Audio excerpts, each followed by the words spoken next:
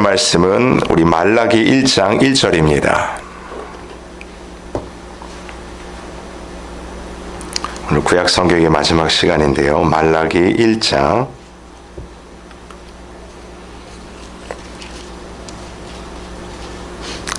우리 1절로 3절까지 한 절씩 교독하시고 3절은 합독합니다.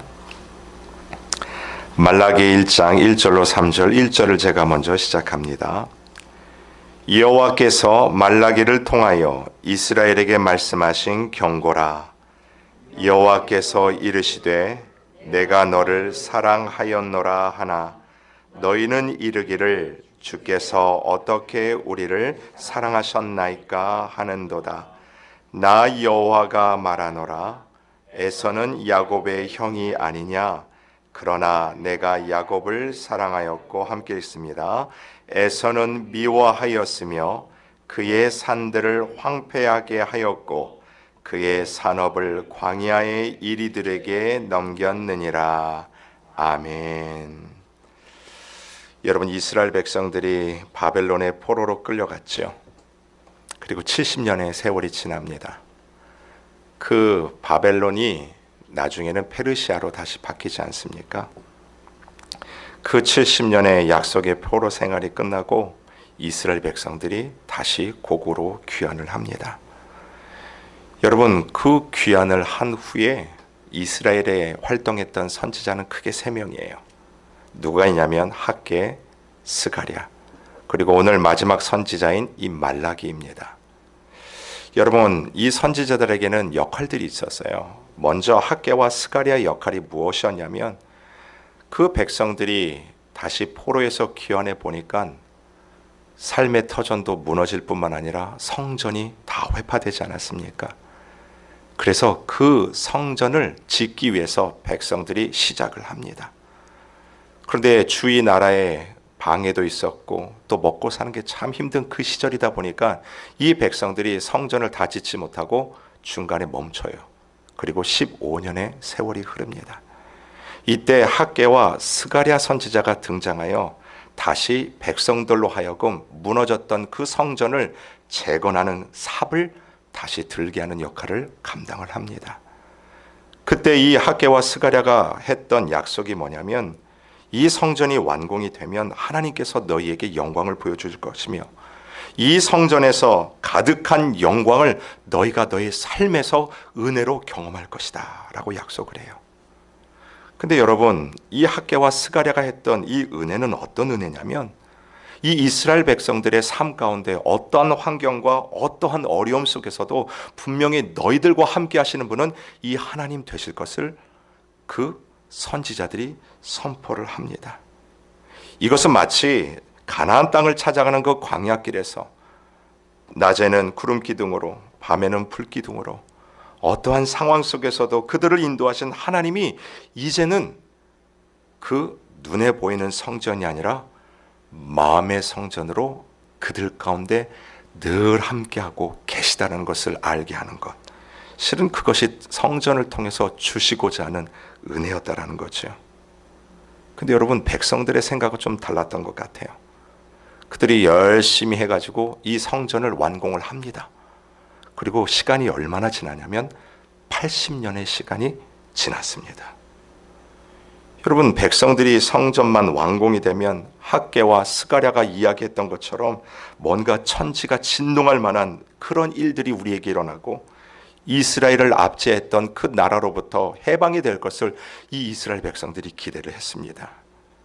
근데 80년이 지나도 여전히 그들은 페르시아 제국의 속국으로 있고 그들은 먹고 사는 것 때문에 여전히 어려움을 겪고 있는 그런 치열한 삶을 살아내는 거예요. 점점 실망을 하기 시작을 합니다.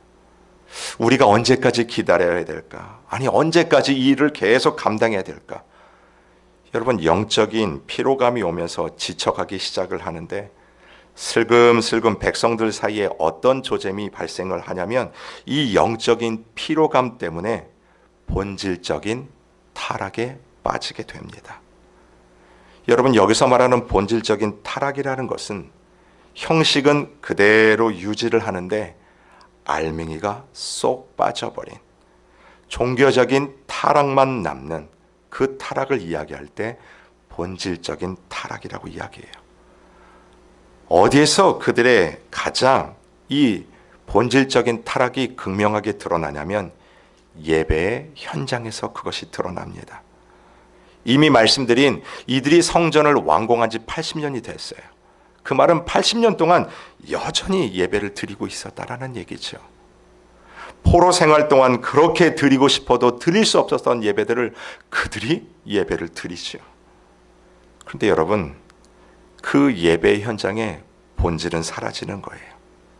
진심도 없고 영광에 대한 목마름도 없고 하나님에 대한 갈증, 사모함도 없고 그냥 형식만이 남았다라는 겁니다. 여러분, 그것이 하나님의 눈엔 너무너무 가슴 아프게 보이는 거죠.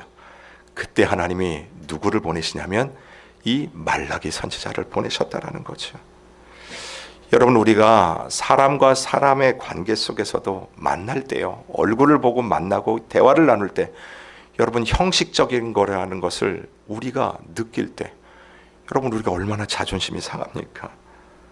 특별히 그것이 사랑의 관계라면 서로가 서로를 이해해야 되는, 사랑해야 되는 지체임에도 불구하고 그 관계가 그저 형식에 머물러 있다라고 느껴질 때, 아, 이거 진심이 아니구나. 여러분, 그럴 때요, 정말 마음이 아픈 거예요. 그런데 그 마음을 지금 누가 느끼고 계세요? 하나님께서 느끼고 계신다라는 거예요.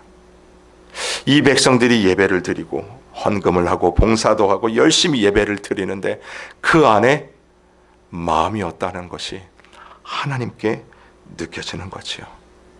그래서 하나님이 이 말라기를 통해서 2절에 이런 말씀을 주세요. 여러분, 2절을 한번 보실까요?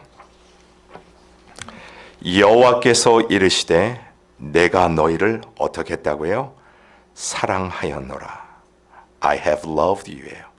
보니까 현재 완료형으로 언뜻 보면 이거 옛날에는 사랑하셨는데 지금은 사랑하지 않는 것 아닌가? 근데 그 표현이 아닙니다. 원뜻은 뭐냐면 이거예요.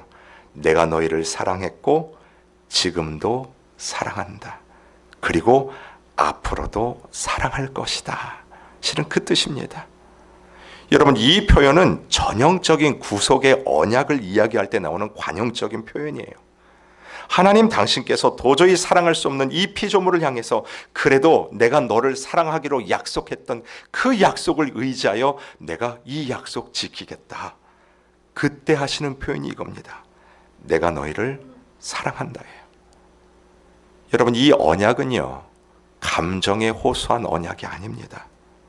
하나님이 나를 향한 그 굳은 의지를 하나님 당신의 약속에 기반하여 우리에게 선포하시는 말씀이에요. 여러분, 우리가 이미 호세아서에서 이거 나누지 않았습니까? 남편 호세아를 두고 아내 고멜이 다른 남자를 찾아가는 것, 그것을 어떻게 이해할 수 있을까요? 감정으로는 도저히 이해가 안 돼요. 그럼에도 하나님 뭐라고 그러세요? 호세아야, 너의 전 재산을 털어서라도 그 아내를 사서 데리고 와라. 여러분, 그 고멜이 누굽니까? 우리라는 거예요. 그리고 돈을 주고라도 사오는 그 호세아의 모습이 우리 하나님 되신다라는 거예요. 감정으로는 절대로 이해할 수 없는 그 사랑을 베푸시는 분이 우리 하나님 아버지 되신다 하실 때 나타내는 표현이 이거예요. 내가 너희를 사랑한다. 이 말라기를 통해서 하나님이 백성에게 이 말씀을 주시는데 이 백성들의 반응을 한번 보십시오. 2절 계속 보세요. 여호와께서 이르시되 내가 너희를 사랑하였노라 하나 너희는 이르기를 주께서 어떻게 우리를 사랑하셨나이까 하는도다. 여러분, 성경을 읽으실 때요, 그 행간 속에 녹아져 있는 표정을 여러분들이 읽으실 줄 아셔야 될 것 같아요. 여러분, 백성들의 진심은 이거예요. 하나님 사랑하신 게 고작 이거입니까? 아니, 성전을 지을 때 내가 어떻게 얼마나 수고하고 헌신하고 노력을 했는데 그 노력의 대가와 결과가 고작 이겁니까? 실은 그 얘기하는 거예요. 요즘 식으로 이야기하면 이렇게 될 것 같아요. 내가 교회 다니기 전이나 교회 다닐 때나 달라진 게 뭐가 있습니까? 어렵고 힘들고 답답하고 짜증나는 거 똑같습니다. 하나님, 나를 사랑하시는 게 맞습니까? 실은 질문이 아니라 하나님을 향한 대꾸예요. 하나님을 향한 그 장면을 우리가 보고 있는 것입니다. 근데 여러분, 놀라운 게 있어요. 그렇게 대꾸하는 이 이스라엘 백성들을 향해서 하나님께서 너무나 친절하게 다음 대답을 주신다라는 거죠. 여러분, 2절을 다시 한번 보십시오. 우리가 같이 읽겠습니다. 시작. 여호와께서 이르시되 내가 너희를 사랑하였노라 하나 너희는 이르기를 주께서 어떻게 우리를 사랑하셨나이까 하는도다. 나 여호와가 말하노라. 에서는 야곱의 형이 아니냐? 그러나 내가 야곱을 사랑하였고, 3절도 있습니다. 에서는 미워하였으며 그의 산들을 황폐하게 하였고 그의 산업을 광야의 이리들에게 넘겼느니라. 아멘. 보세요. 하나님 앞에 대꾸하는 이 이스라엘 백성들을 향해 하나님께서 지금 그들을 설득하시는 거예요. 누구의 예를 드시냐면 야곱과 에서의 그 예를 들어가며 내가 이렇게 사랑한다는 것을 이야기합니다. 여러분, 뭐라고 얘기하냐면 에서는 야곱의 형이 아니냐라고 얘기하세요. 여러분, 당시 문화를 보면 상속권은 장자이겠습니다. 당연히 야곱이 아니라 에서예요.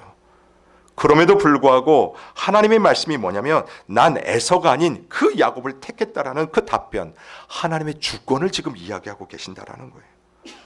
여러분, 야곱이 어떤 자인지 우리 너무나 잘 알지 않습니까? 그 이름의 뜻대로 속이는 자예요. 그 살아가는 삶의 패턴이 늘 하나님의 공의와 정의에 정반대로 돌아가는 자가 바로 이 야곱 아닙니까?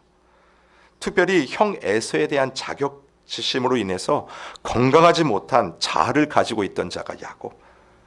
그래서 사람을 수단으로 사용하고 자기의 유익을 위해서라면 서슴지도 않고 남의 등에 비수를 꽂던 자가 이 야곱입니다. 아무리 잘 봐준다 해도 하나님의 사랑을 받을 만한 조건이 한 군데도 없었던 자. 그런데 그 야곱을 하나님이 구속하고 선택하시고 내가 너를, 그 야곱을 사랑했다. 여러분, 이게 뭐예요? 하나님 당신께서 감정에 근거한 사랑이 아니라 내가 택하여 구속하기로 하셨다라는 하나님의 약속의 말씀에 근거한 사랑인 것을 분명히 이스라엘 백성들에게 선포하고 계시는 장면입니다. 여러분, 이 야곱이 약복강가에서 마지막까지 자기 자아를 내려놓지 못하고 하나님께 대들었던 것을 우리가 기억하지 않습니까? 급기야 허벅지 관절이 어긋나고 나서야 그 하나님 앞에 두 손 두 발 다 듭니다.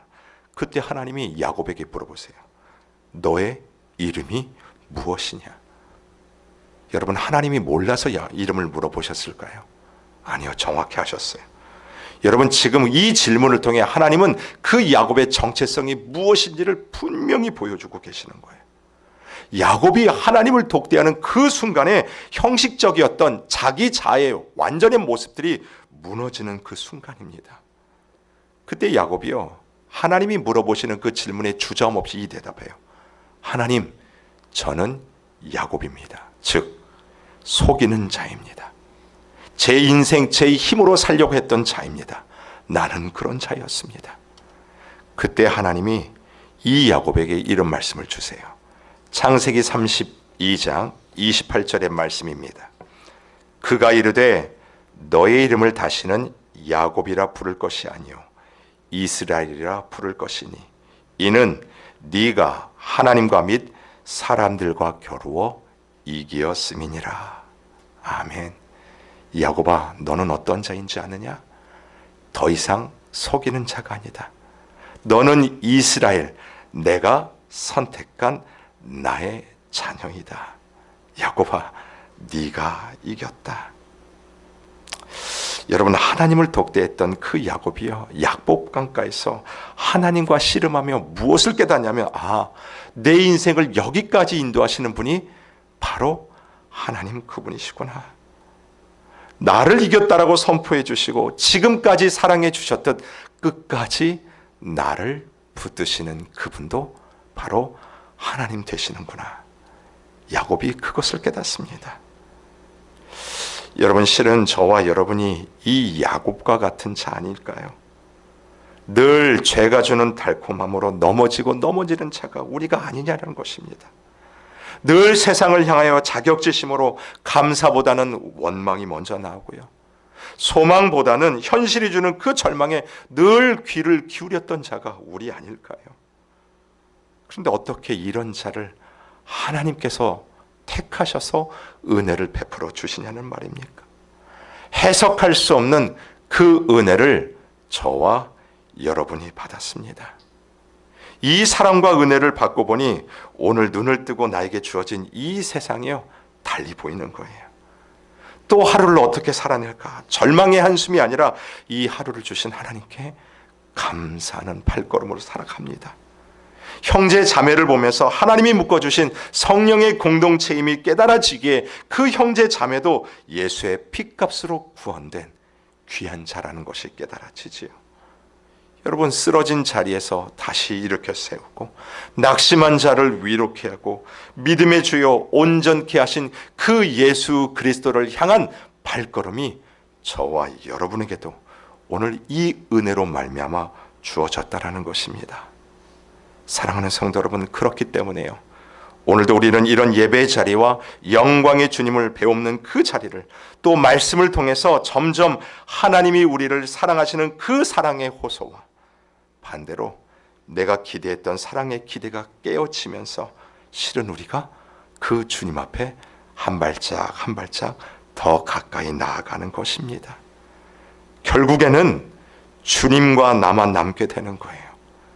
그리고 이것이 얼마나 큰 행복인지를 고백하게 되는 것입니다. 우리 모든 함께하는 교회, 우리 가족들에게 하나님과 함께함이 가장 큰 은혜요, 복인 것이 여러분의 삶을 통해 고백되어질 수 있기를 주님의 이름을 통해서 축원을 드립니다. 아멘. 함께